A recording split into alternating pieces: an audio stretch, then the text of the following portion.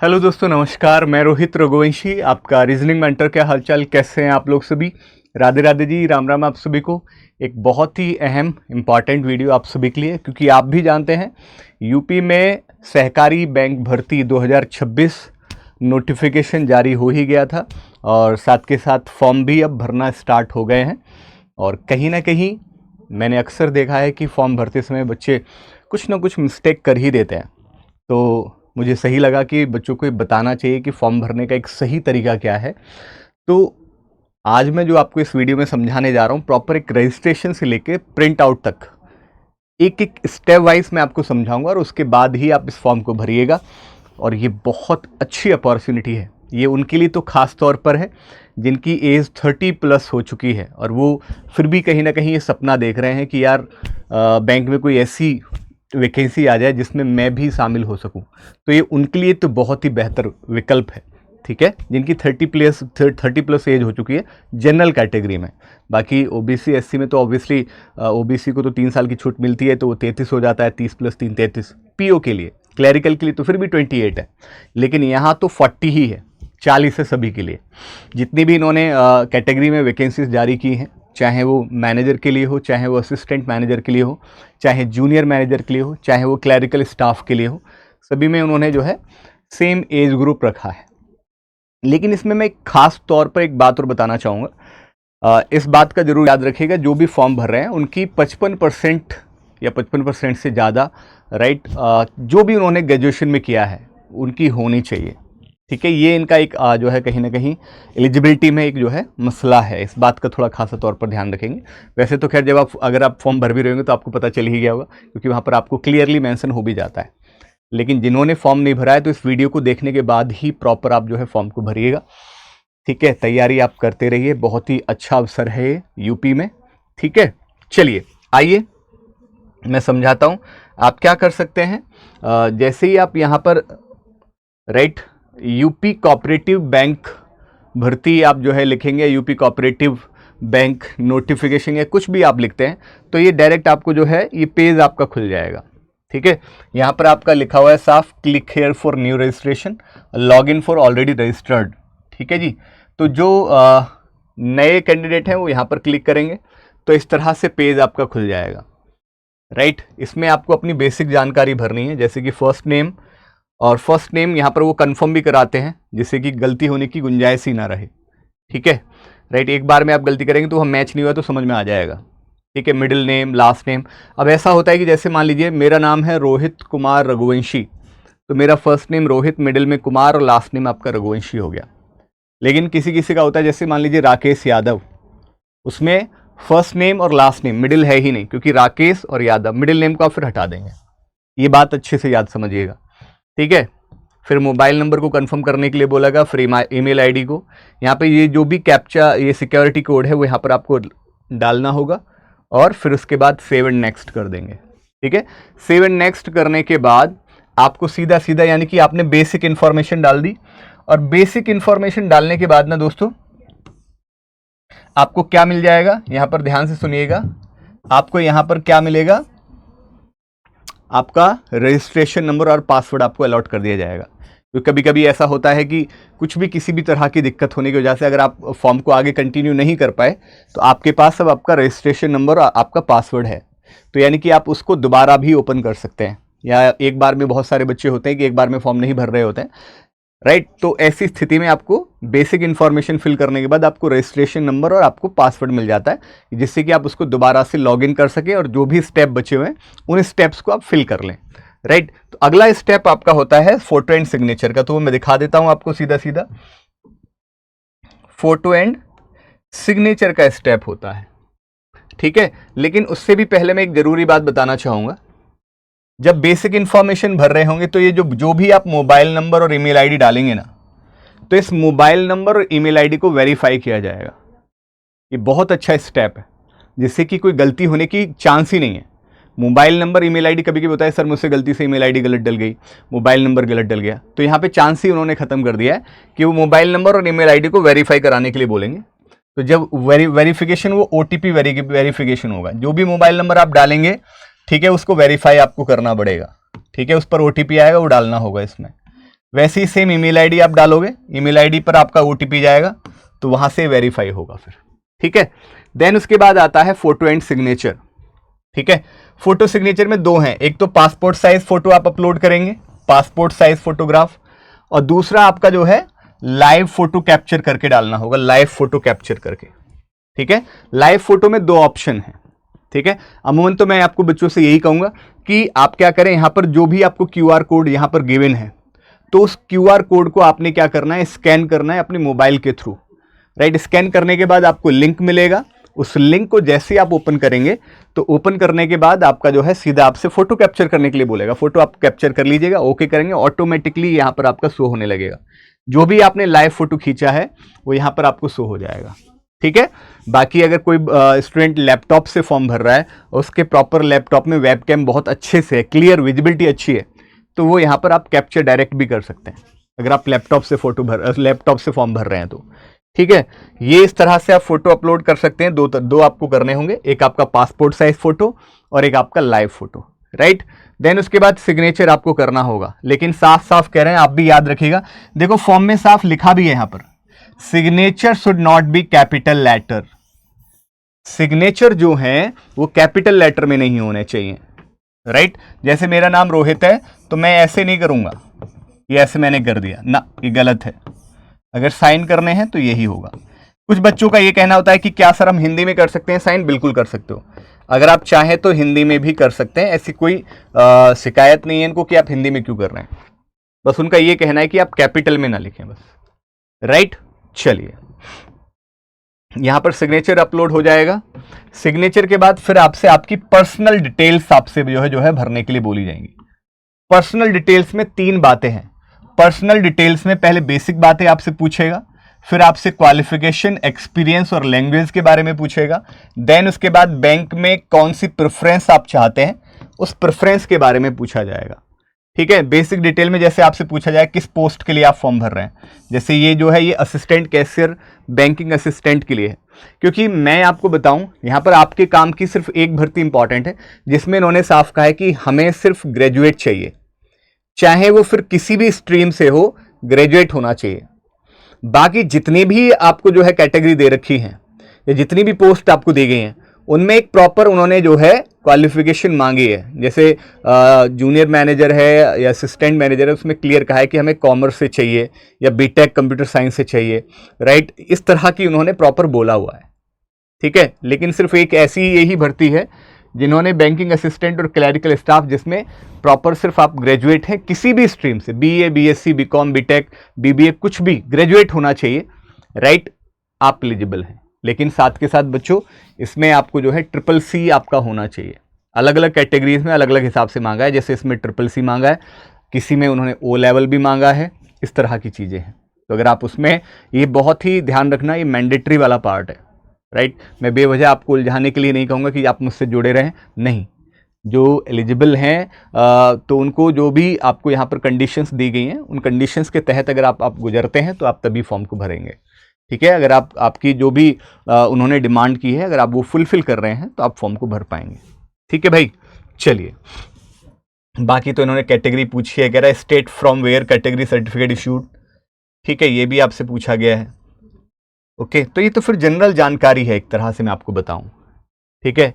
जैसे are you person with benchmark disability of 40% and above, 40% या उससे ऊपर आप डिसेबिलिटी अगर हैं तो है, हाँ यस करिए, नहीं है तो नो करिए, ठीक है जी। तो फिर उसके बाद आगे पूछा गया है, ठीक है, तो वो डिसेबिलिटी के अकॉर्डिंग भी एक यहाँ पे पूरा का पूरा चीज़ें पूछी गई हैं, राइट। फिर इसमें और भी बातें पूछी गई हैं, अगर आपका जो है डिसेबिलिटी है तो आपको स्क्राइब की ज़रूरत है तो उस तरह की बातें पूछी गई हैं। आपको स्क्राइब मतलब जो भी आप अपने साथ ले जाना चाहते हैं, ये डिसेबल वाले बच्चों के लिए है जो साथ ले जाना चाहते हैं, तो वहाँ पर आपको डिटेल देनी होगी उनकी, ठीक है। चलिए तो जो भी ये पर्सनल जानकारी है इनको भर देंगे। सेंटर ऑफ एग्जामिनेशन में आपको 4 प्रेफरेंस दी गई हैं, ठीक है। आप अपने नियरेस्ट जहाँ भी हो अपने नियरेस्ट वाले उसको चुन सकते हैं, ठीक है। आप नियरेस्ट को चुन सकते हैं, जो भी आपके शहर के नियरेस्ट हो, जहाँ भी आप रहते हैं वहाँ के नियरेस्ट जो भी हो उनको आप सेलेक्ट कर लेना, ओके भाई। चलिए फिर उसके बाद पर्सनल जैसे date of birth, gender, right, father name, mother name, marital status, right, address, अगर एड्रेस आपका टेम्परेरी और परमानेंट दोनों सेम है तो आप सेम कर देंगे उसमें, अगर आपका टेम्परेरी और परमानेंट एड्रेस। बैंक डिटेल आप प्रॉपर से यहाँ पर सही भरिएगा, बैंक डिटेल्स, ठीक है, बैंक डिटेल्स आपसे यहाँ पर मांगी गई है। फिर उसके बाद यहाँ पर लास्ट में आ जाता है एप्लीकेशन फीस वाला मामला, ठीक है। लेकिन ये एप्लीकेशन फीस वाला जो है ये ऐसा नहीं है, ये वहाँ पे नीचे लिखा रहता है, ये भी लास्ट में आएगा सबसे। लेकिन जब आप इसके बाद ना इसके नीचे जैसे बैंक डिटेल के नीचे आपको दिखाया जाता है कि वो वाला पार्ट है, ठीक है। नहीं तो इसके बाद आपका जो आता है वो आता है एजुकेशनल क्वालिफिकेशन। मैंने कहा था ना 3 चीज़, बेसिक, एजुकेशनल क्वालिफिकेशन, प्रेफरेंस, ये सारी चीज़ें। तो क्वालिफिकेशन में आप जो है 10th के बारे में भरिए और ग्रेजुएशन के बारे में भरिएगा, राइट। बाकी और भी जो भी चीज़ें हैं वो आप यहाँ पर भर सकते हैं जो भी आपके पास है, ठीक है। बाकी ये तो मैंडेटरी है ही, 10th और ग्रेजुएशन तो मैंडेटरी है, 10th और ग्रेजुएशन तो मैंडेटरी है। बाकी अगर आप उसके अलावा भी आपके पास कुछ और है तो आप वो भर सकते हैं, जो भी आपके पास हो, ठीक। देखिए यहाँ पे कह रहे हैं have you possesses minimum CCC certificate in computer, तो आपको यस तो करना ही पड़ेगा, अदरवाइज आप फॉर्म को आगे कंटिन्यू नहीं कर पाएंगे। अगर आपके पास किसी तरह का कोई एक्सपीरियंस है तो आप, मुझे ऐसा लगता है एक्सपीरियंस में अगर रिलेटेड एक्सपीरियंस है तो भरने का फ़ायदा है, अगर रेलेवेंट एक्सपीरियंस नहीं है तो फिर क्या ही फ़ायदा, क्योंकि फिर उसमें कुछ आपको तवज्जो तो मिलने वाली है नहीं, ठीक है। बाकी आपकी चॉइस है, मैं इसमें ये नहीं कहूँगा कि आप भरें या ना भरें, अगर आपके पास एक्सपीरियंस है तो आप भरें। लैंग्वेज नोन में पहला तो मैंडेटरी है, एक तो भरना जरूरी ही है, तो वो आपका जिसमें भी है, जैसे हिंदी है तो हिंदी प्रॉपर आपका जो है पढ़ना लिखना और बोलना आना चाहिए, ठीक है। एक और सबसे जरूरी बात दोस्तों, सबसे अहम बात बता रहा हूं, जब भी कोई भी आप नेक्स्ट या सेव एंड नेक्स्ट करें तो वैलिडेट जरूर कर लें, उसको वैलिडेट करना बहुत जरूरी है, ठीक है। वैलिडेट जरूर करिएगा, राइट। चलिए, जिससे कि आपको पता चल जाएगी आपके उसमें कोई गलती तो नहीं है किसी भी तरह की। चलें, बाकी यहां पर प्रेफरेंस है, तो प्रेफरेंस आप भर सकते हैं, जो भी आपके जहां भी आप जिस भी जगह से आप करना चाहते हैं, जिस भी बैंक को आप सिलेक्ट करना चाहते हैं वो भर ले लीजिएगा उसमें से, राइट। जहां पे आपको लगता है कि भाई मैं यूपी में यहां पे कर सकता हूं, ये मेरे नियरेस्ट है, ये मेरे लिए सुटेबल है, तो आप वो आप चुन सकते हैं, वहां पर आप वो प्रेफरेंस आप दे सकते हैं, ठीक है जी भाई। चलिए, फिर उसके बाद क्या होगा, आपको प्रीव्यू दिखाया जाएगा, यानी कि जितनी भी आपने डिटेल्स को भरा है, तो यानी कि वो एक मौका देंगे प्रीव्यू में कि आप इसमें देख लीजिए, कि प्रीव्यू में आप एक बार फिर से वेरीफाई कर लीजिए कि कहीं कोई गलती तो नहीं हो गई है, राइट। तो पूरा का पूरा आपका जो है एक प्रीव्यू आ जाएगा कि भाई इसमें कोई गलती तो नहीं है। अगर गलती नहीं है 2 बार 3 बार 4 बार अच्छे से वेरीफाई करिए। अगर गलती नहीं है तो फिर यहां पर एक आई एग्री का है बॉक्स, उस पर टिक कर दीजिएगा। टिक करने के बाद आप यहां पर कंप्लीट रजिस्ट्रेशन कर देंगे।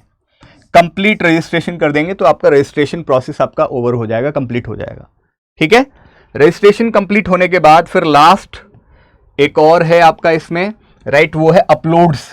अपलोड में क्या करना है, अपलोड में आपको जो है एक तो left thumb impression, important thing is पढ़ा करें ठीक से। उन्होंने थंब इंप्रेशन नहीं कहा, आपकी बुद्धि को थोड़ा ध्यान से सुनना है इस बात को। उन्होंने साफ कहा है कि लेफ्ट थंब इंप्रेशन, यानी कि इसका मतलब साफ है कि बायां जो है आपको थंब इंप्रेस करना है, ठीक है। और फिर हैंड रिटन डिक्लेरेशन, राइट, ये अपलोड करने होंगे। अब आपके दिमाग में आ रही होगी कि सर फोटो का साइज, राइट, सिग्नेचर का साइज, थंब का साइज और आपका हैंड रिटन डिक्लेरेशन का साइज, ठीक है जी। तो वो मैं बताऊंगा। तो ये अपलोड करने के बाद यहाँ पर जो भी कैप्चा दिया जाए, राइट, जो भी सिक्योरिटी कोड दिया जाए वो यहाँ पर फिल करके सेव एंड नेक्स्ट कर सकते हैं, राइट, सेव एंड नेक्स्ट आप कर सकते हैं, ठीक है। तो यहाँ पर सेव एंड नेक्स्ट कर दीजिएगा आप, तो आपका ये डॉक्यूमेंट अपलोड हो जाएंगे। तो अपलोड होने के बाद फिर लास्ट में आपका पेमेंट का ऑप्शन आ जाता है। तो पेमेंट का ऑप्शन आता है, अपने अपने अकॉर्डिंग देख लीजिएगा, इसमें अपनी अपनी कैटेगरी के अकॉर्डिंग। वैसे तो मोस्टली 500 ही है, लेकिन हो सकता है मे बी SC ST वालों को कुछ छूट मिली हो इसमें, तो मे भी हो सकता है, ठीक है। तो वो देख लेंगे, राइट। तो यहाँ पर फिर उसके बाद सिक्योरिटी कोड डालने के बाद फिर सबमिट कर दीजिएगा, यानी कि जैसे ही ये सबमिट होगा तो आप कंप्लीट इस फॉर्म को भर पाएंगे, यानी वो आपका प्रोसेस कंप्लीट हो जाएगा, ओके। चलिए, बाद में मैं आपको लास्ट में ये बताना चाहता हूं कि इसमें कुछ इंपॉर्टेंट बातें भी हैं, बहुत जरूरी बातें। जैसे इन्होंने कहा है सिग्नेचर कैसा होना चाहिए, ब्लैक इंक से होना चाहिए। सिग्नेचर कैसा होना चाहिए, ब्लैक इंक से होना चाहिए सिग्नेचर, ओके, ठीक है जी। लेफ्ट हैंड थंब इंप्रेशन आपका जो है विद ब्लैक और blue ink on white paper. ठीक है, एक व्हाइट पेपर पे ब्लू या ब्लैक से लेफ्ट थंब, ठीक है, जो भी इंक आपकी हो वो ब्लैक या ब्लू हो, उससे आप लेफ्ट थंब इंप्रेस कर लें व्हाइट पेपर पे और फिर उसका फोटो खींच लें। फोटो खींचने के बाद उसको रिसाइज कर लें। रिसाइज क्या, साइज क्या होगा वो मैं बता दूंगा। हैंड रिटन डिक्लेरेशन को भी आप ब्लैक और ब्लैक इंक से लिखेंगे व्हाइट पेपर पे, ब्लैक इंक से व्हाइट पेपर पे लिखेंगे। जो भी टेक्स्ट है मैं बताऊंगा क्या लिखना है आपको।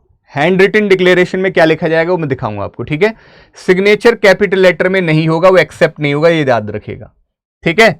चलिए, thumb impression of the left hand should be clearly scanned and not be blurred, blurred नहीं होना चाहिए भाई, ठीक है। If candidate does not have a left thumb he she can use thumb impression of his right hand. मान लीजिए किसी का लेफ्ट थंब नहीं है तो फिर तो उस सिचुएशन में तो फिर तो आपको राइट ही चूज करना पड़ेगा, ठीक है भाई। चलिए, हैंड रिटन डिक्लेरेशन में ये आप स्क्रीनशॉट ले लीजिएगा, राइट। ये आपको एक व्हाइट पेपर में यहां तक आपको प्रॉपर लिखना है। जैसे आई, मेरा नाम है Rohit Kumar Raghuvanshi, I Rohit Kumar Raghuvanshi hereby declare that all the information submitted by me in the application form is correct, true and valid. I will present the supporting documents as and when required. ठीक है, ये आपको लिखना है, इसका आप स्क्रीनशॉट ले लीजिए।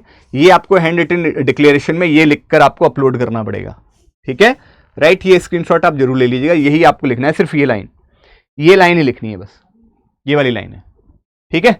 चलिए, ऊपर का मत लिख देना, कभी पूरा का पूरा लिख दें, यही सिर्फ ये वाला पार्ट लिखना है आपको, ओके भाई। चलिए, अब मैं आपको बात करता हूं यहां पे फोटो का साइज क्या होना चाहिए, यही अंतिम पड़ाव है।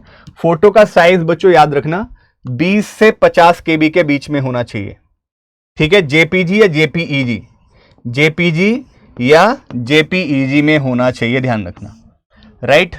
तो कितना, 20 से 50 KB के बीच में होना चाहिए फोटो का साइज। और सिग्नेचर और थंब का, सिग्नेचर का साइज 10 और 20 KB के बीच में। सिग्नेचर का साइज कितना होना चाहिए, सिग्नेचर का साइज 10 से 20 KB के बीच में होना चाहिए।